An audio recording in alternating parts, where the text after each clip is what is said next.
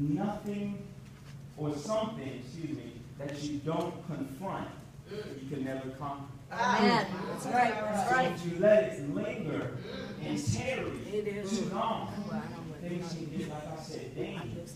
David did that. He overindulged in his fleshly passions Amen. for romanticy with many different women. And now we're going to see where we're going to come to verse 2 and check out how this was. Verse 2, it says when he saw a woman washing herself. So in this time, we're going to see who it is actually. Bathsheba, she was going through her menstrual cycle and her period. But it says here that she was washing herself, and the woman was very beautiful to look upon.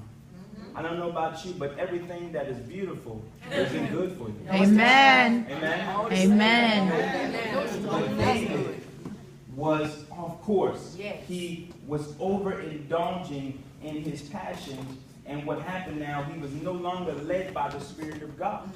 Because he went off course. So now all the fleshly impulses and his feelings now took over. Well, Amen. amen. And it says here, verse 3. Excuse me. Part B of verse 2. Where that David arose from his bed. Mind you, this was in the middle of the night. Where he arose out of his bed. And then now started to walk upon the roof. Where he saw Bathsheba washing and bathing herself.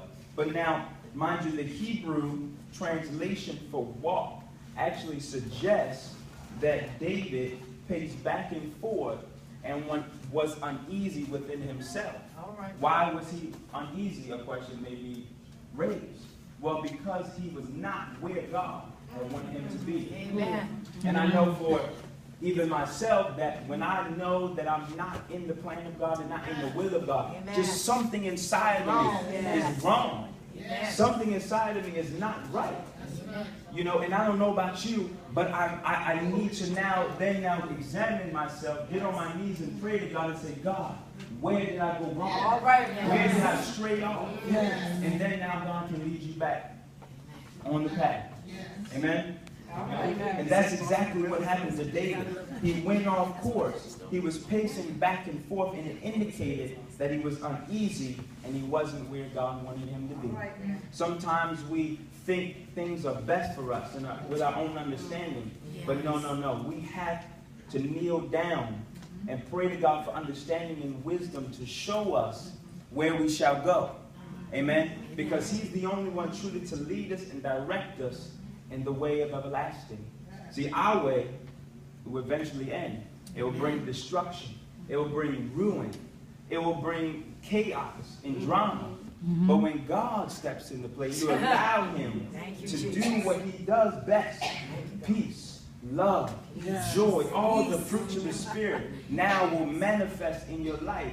But only if you're led by the Spirit of God. Amen. Can I get an amen? Amen. Can I get an amen? Amen. Amen. Verse 3, we continue. It says, and David sent and inquired after the woman. Uh-oh. First he saw it. He said, now he wants to know who this woman is.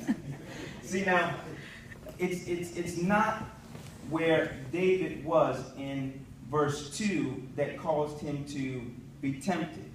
But it's now in verse 3 that we see the temptation growing. And the curiosity started to build. And I call this actually the curiosity killer, which is the type